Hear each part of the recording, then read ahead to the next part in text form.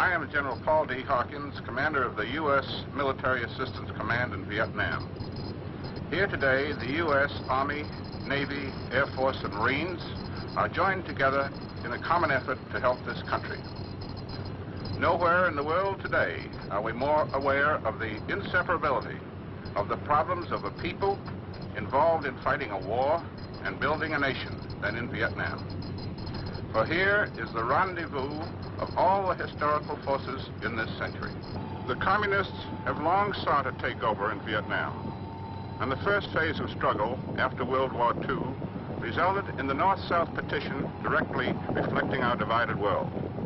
Now, this young nation, remaining on freedom's side, is engaged in a war which is as hidden and stealthy as it is relentless and exhausting. Responding to the request of the Republic of Vietnam, the United States has come to help, as we have helped and are helping all free people who seek to defend themselves from the communist scourge. The U.S. effort to our Vietnamese allies is a vast and comprehensive one. It involves political, economic, psychological, and military measures. All of the armed forces of the U.S. play a part. Because our efforts here are so comprehensive, the whole story cannot be told in 30 minutes. Today, our focus is on the U.S. Army Special Forces, one important part of our overall effort.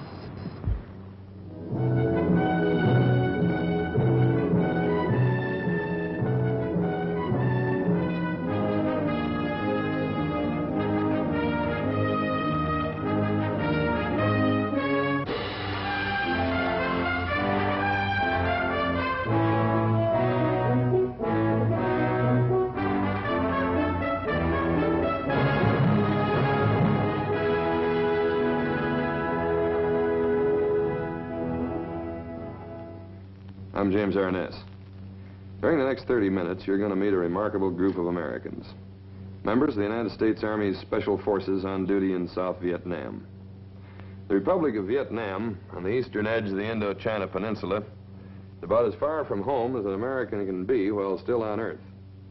When it's 7 o'clock in the morning here in Saigon, it's 7 o'clock the previous night in New York City. Army Special Forces were sent to Vietnam because they're experts, specialists in training men to fight a special kind of war.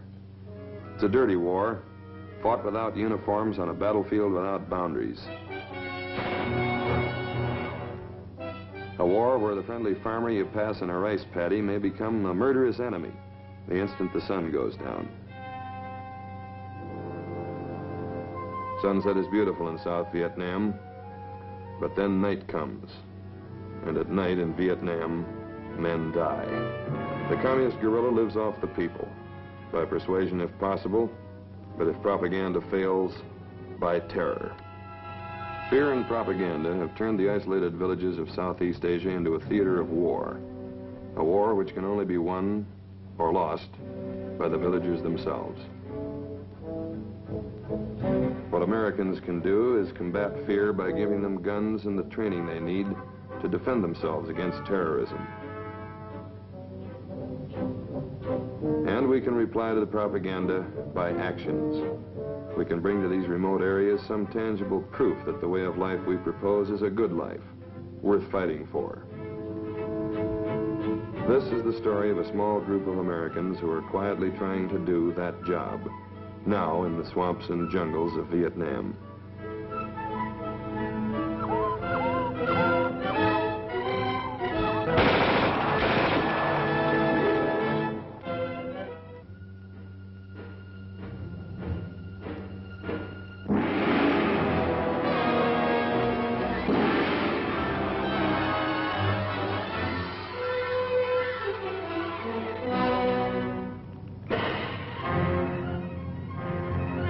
Wars come in various sizes, wearing different labels.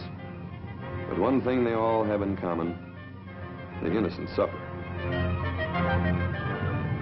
The guerrilla warfare being conducted against the Republic of Vietnam by the Vietnamese communists, the Viet Cong, isn't new. We saw it with minor variations in China, in Malaya, in Greece, in the Philippines, in Cuba, in Laos. It's It's a kind of war which recognizes no non-combatants. In Vietnam, the communist guerrillas promise progress, yet their favorite targets for assassination are school teachers, doctors, engineers, anyone trying to do today what they promise for tomorrow. Life will be lived on their terms or not at all.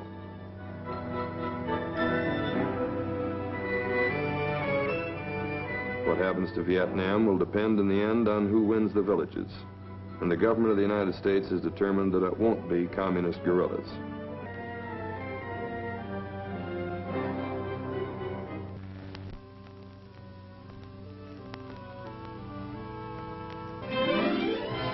This is Major General William B. Rawson. He was then a brigadier on a recent visit to a strategic village high in the mountains of central Vietnam.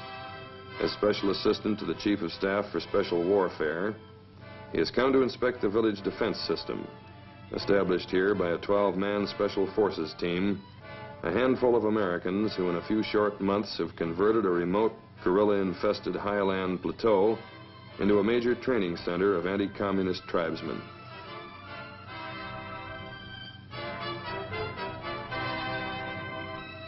We asked General Rawson to describe the war in Vietnam and the role of the Special Forces soldier. There are many terms which might be used to characterize the conflict now occurring in Vietnam. For the general public, the best known probably is guerrilla warfare. However we refer to it, there can be no question that armed insurgency on a large scale is taking place aimed at the destruction of a people's national independence. It is the policy of the United States government to advise and assist the people of the Republic of Vietnam in their struggle to defeat the communist insurgency which strives to eradicate their freedom. The American soldiers you will see in this film are part of our assistance effort.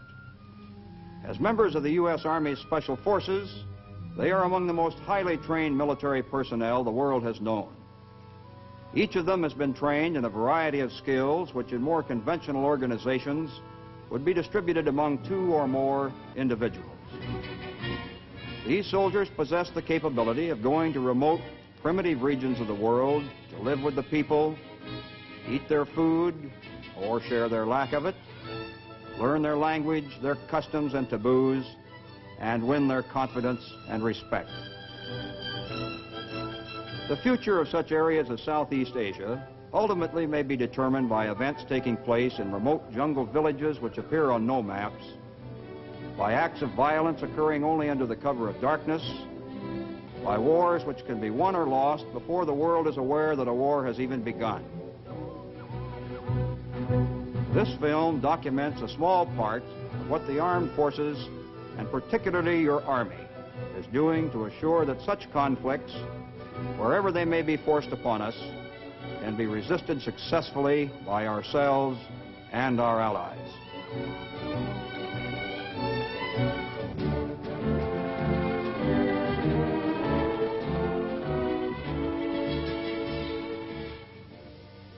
I'm Captain Ron Shackleton, Detachment Commander of the Special Forces personnel in this area.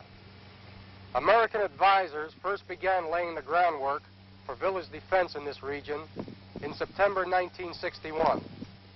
At that time, the villagers in this area were almost completely defenseless against the predatory tactics of the Viet Cong, the Vietnamese communists. Out of fear, these mountain people were forced to both feed and house roving Viet Cong patrols, and their young men were often forced into Viet Cong activities in order to protect the lives of their families. Our effort during the months we have been here have been to teach the mountaineers, who call themselves the Raw Day people, that they are capable of defending themselves against such tactics, that they need not be afraid. We have shown the Raw Day how to build stockade-type fences and how to maintain 24-hour security.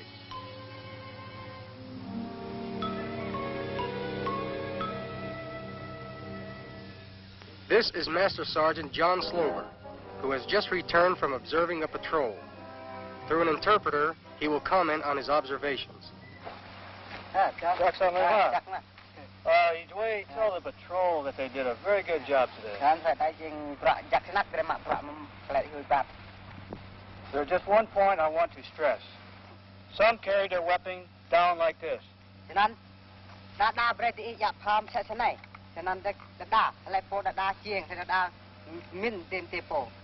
Carry their weapon out the ready at all times.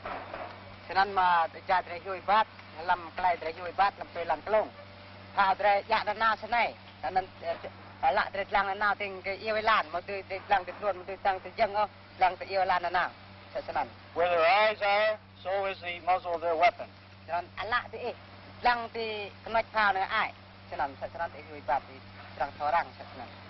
Jaka?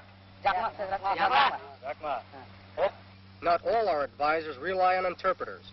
Here we see Sergeant Bill Belch instructing the carbine in fluent Vietnamese. Đây là khẩu súng carabine là K30. Trước khi Hảo lắp và tháo khẩu súng này, tôi sẽ nói qua về những tính cách của khẩu súng này. Muốn bắn chết một tên quân địch, cách các anh có lẽ chừng 300 thước thì được với khẩu súng này, nhưng xa hơn thì chắc là không được. Nhưng mà thường thường trong những khu vực như thế này, như là rừng hay là có nhiều cây, thì thường thường không trông thấy xa được. Thế thì nếu một tên quân địch gần. Basic instruction in the care and use of a weapon, familiar to any veteran of the U.S. Army.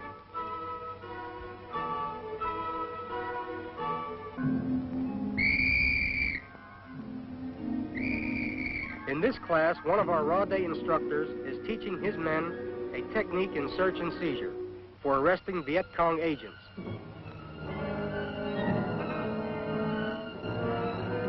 Many such agents conceal themselves in friendly villages disguised as ordinary workmen.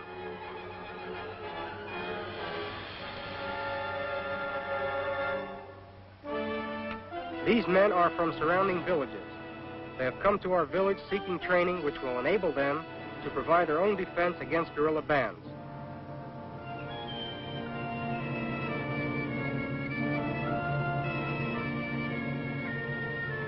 It is not unusual to see 200 or more of these people each week.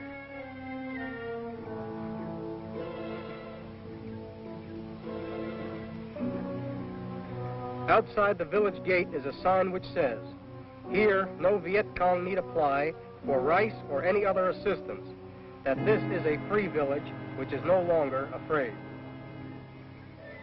We have taught our friends small unit tactics and given them modern equipment with which to defend themselves.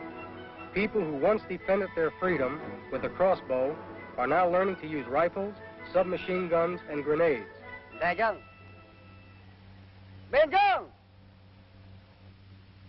Ma patangan. Ma. And up, now. Ebat. Bat. Da, dua, da, dua, da, dua, da, dua, da, dua, da, dua, da, dua, da, dua. Today, these Rade people, who are in some ways very primitive by American standards, are among the best anti-guerrilla fighters in Southeast Asia. As our program expands, new Special Forces teams are moving into other villages, always with the same goal, to teach people who value their independence how to preserve it. Okay, Odie, your boys got all your equipment. You're all set to go just about now, aren't you? Okay, fine. Well, you know that we're going to have trouble to the south. When we first set the circle up here, VC didn't know what we were doing. And it took them about a month to really figure out just what we're about to do there. So when we move to the south, they already know just about what we're going to do. And once we start building up the same defensive systems we had up here, they're going to try and hit us as soon as we start. So you're going to have to watch that. Well, Odie, for the past couple of weeks, you and your team have been here observing my team work with the Rade people in village defense. You've been exposed to some of our training problems, our logistical problems, and some of the problems that arise from working through interpreters. If there are any questions that you or your team have at this time, or any other way that we can help you, please feel free to ask. Thank you, Ron. The last 2 weeks have been very beneficial as far as our team is concerned. We've learned a lot, as what you mentioned, the interrogation and so forth, and the training with the Rade, working through interpreters. There's one point that you can help us with, though, is on this field headquarters there you've got set up. Where we're going, we'll probably be working decentralized training rather than centralized, and the results you have may help us down there. But when we go to the other area, I'm afraid that we're going to have a few more problems down there that we don't have here. For example, a different tribe, and plus we're working with two different types of group people, the Dips and the Mill tribe. And we can take what you have given us here and then modify it to meet the situation down there. As far as equipment-wise, I think we pretty well got everything you had. How about lesson plans and training schedules there? We're okay on that, but we'll probably have to make some changes as our situation goes along. Okay, Van, how about the commo situation? It's pretty well in hand? Well, we'll try the same system they're using here. If that don't work, we'll change it. The villages of Southeast Asia were old in the days of Julius Caesar. Throughout their long history, they've been regularly conquered, oppressed, liberated, and invaded again. In the best of times, lives here are neither long nor easy. Maybe it's not surprising that the villagers of Vietnam have simple ideas about what makes a friend. Friends are people who help. Medics of a rather special kind are part of a special forces team to care for their own men. But in isolated, often disease-ridden hamlets where no doctor has ever gone, a special forces medic with his extensive specialized training may be the only contact with modern medicine the people will ever have. Okay. I'll give her this slip here. Write down the medicine and she can pick it up.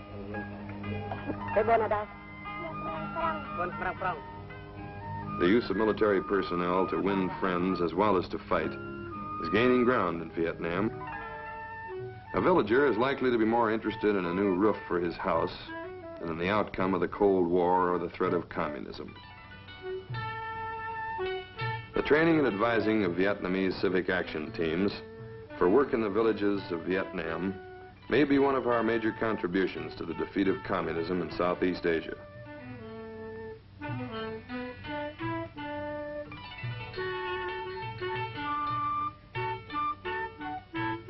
But if good works are an answer to communist propaganda, they're not enough to repel the guerrilla terrorism which invariably follows when propaganda fails. This is the village of Hoc Thien, near the coast of the South China Sea. By refusing food and volunteers to Viet Minh guerrillas, these villagers subject themselves to 250 guerrilla attacks in 5 years. That's an average of 1 a week. They're about to show an American visitor how they survived. A typical alert, which here is more often real than practice.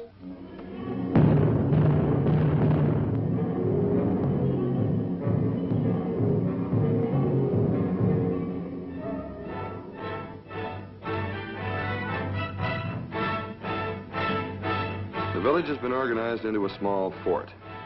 When the alert sounds, every man, woman, and child has either a place to hide or a post to defend. They've defended it so well that guerrilla attacks have virtually ceased. The price of extorting food and supplies has become too big for the guerrillas to pay. And it's worth remembering that they did this all on their own. Americans are now giving them weapons and technical advice. But in this case, we're only making a good thing better, and maybe making life a little easier for a town full of brave people.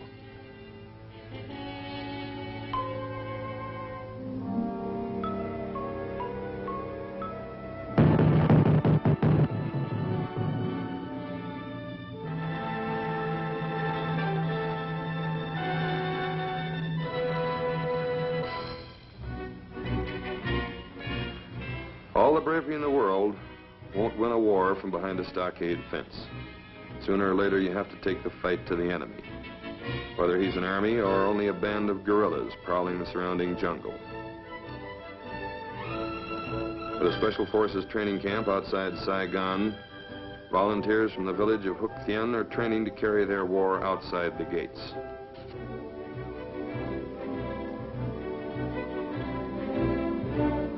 These training missions can be interesting. The jungle is never safe.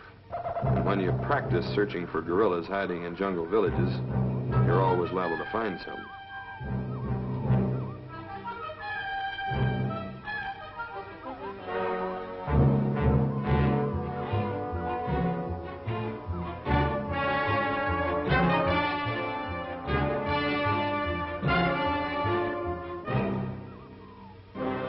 In this school, nobody has trouble keeping the students awake. A moment's carelessness can lead to disaster.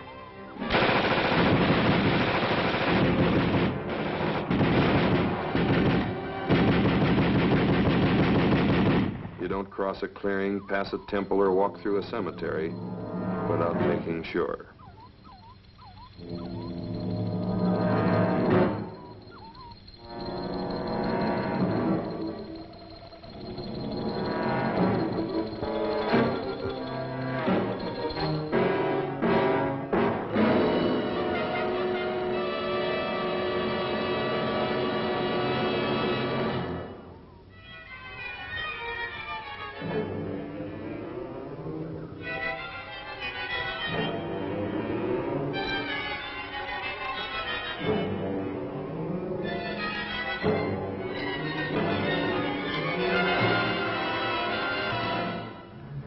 Natives of the Vietnamese highlands have nothing to learn from Americans about jungle living.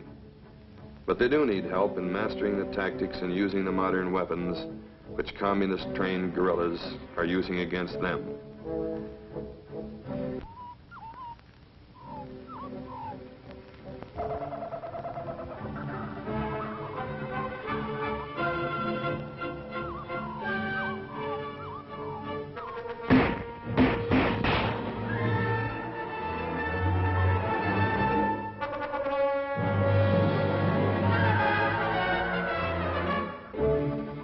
Like mountain people everywhere, they are natural soldiers who learn fast.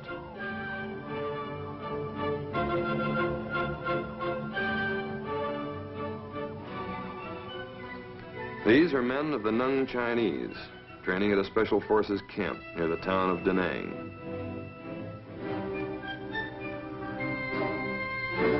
They are already some of the most experienced anti-guerrilla fighters in Southeast Asia. In 1954, 25 of these same men turned back an assault by 1,000 Viet Minh soldiers, killing 600 in the process. These are mountain people of the Katang tribe. They and their U.S. instructors are drawing rations of dried shrimp and rice for a week-long jungle patrol. A joint training exercise with soldiers of the regular Vietnamese Army. It will have the added practical advantage of making life difficult for a battalion of Viet Cong guerrillas who happen to be using the same jungle. The main problem in taking the fight to the guerrillas in Vietnam or anywhere else in Southeast Asia is terrain. Ordinary means of travel are too slow to counter the hit-and-run tactics of communist guerrillas. One answer to that problem is the helicopter.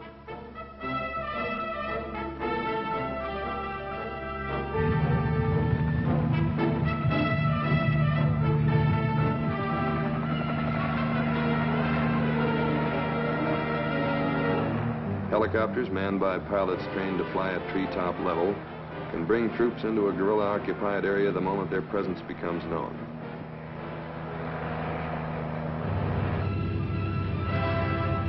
The helicopter also increases the staying power of the anti-guerrilla patrols. With fresh supplies of food and medicine available in the heart of the jungle itself, patrols like these can cover a lot of territory, stay until they find what they came for.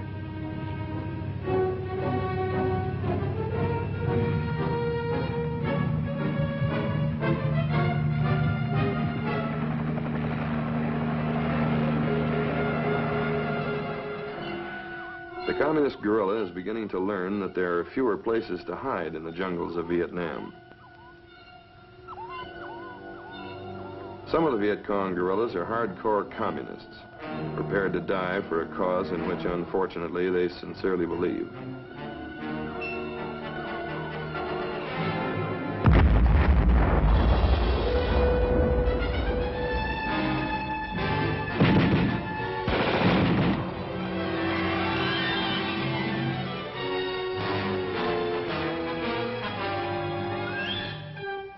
But the Viet Cong also includes men, many of them, who only want an alternative.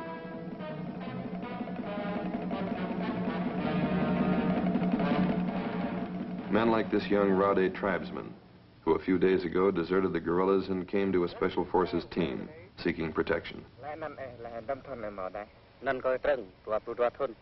His name is Trung, 22 years old. How long has he been with the VC? Đâm lan ở độc Hồng Việt Minh. Độc Việt Minh 2 năm, nan xa nan tua. He has been with the VC 2 months since January. Why did he join the VC? Singak lain ở độc Việt Minh. Còn Độc Việt Minh cứ ta sẽ nhung mạng kho, go, tôi cũng nào yeah. He joined VC because VC forced him, pressed him to go in jungle. Why did he desert the VC? Singak lain kelah duit mang Việt Cong. Có kelah duit mang Việt Cong, người ta có mà đưa kir, mulai kenap nyai. Để chữ chang, quy prime quẹ. He deserted VC because he does not like the life of VC. And he treat badly many people, steal rice, and work hard. Why did he come to our specific training area? Singak chang khare ka bone nào này. Có re bên nào này, người ta có mà hình. Bạ bên nào này, pray cơ, play nghe cũng đi muốn sang. He come here because he know that program in Buenao is for Rade people and for Rade benefit, and he want to work here to help Rade people to have better life. How large was the group of VC that he was with? Đâm châu phong Việt Minh bet hong. Việt Minh độc biết có Phạm Lưu Châu. 40 people with him. It will be a long while in Vietnam before any swords are beaten into plowshares. But the time will come. What the people want is peace. Peace and a chance for a better life.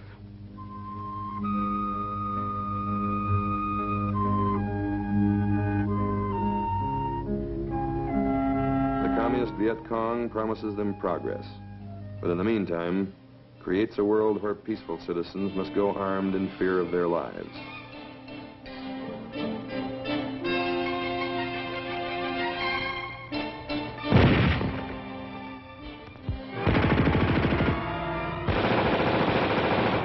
What the Viet Cong guerrilla really wants is power. What he can't control, he tries to destroy. In South Vietnam, the old promises don't work as well as they used to. And so the guerrilla resorts more and more to terrorism, is at war with his own people. The Vietnamese are an ancient race and an independent one. This is not the first time they've fought for the right to decide their own destiny.